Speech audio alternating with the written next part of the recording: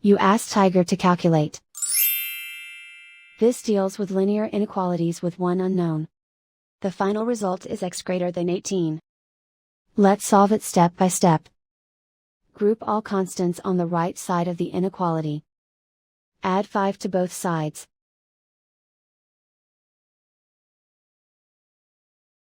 Group like terms.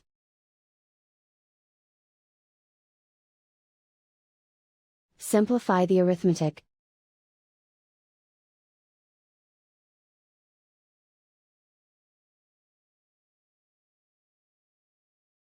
Isolate the x. Multiply both sides by 3.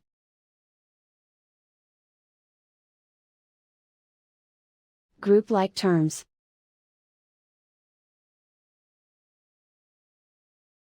Multiply the coefficients.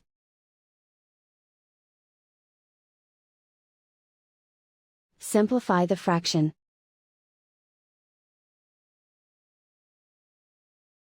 Simplify the arithmetic.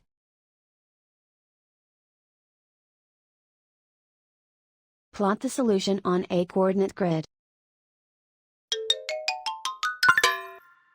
And so the final result is x greater than 18.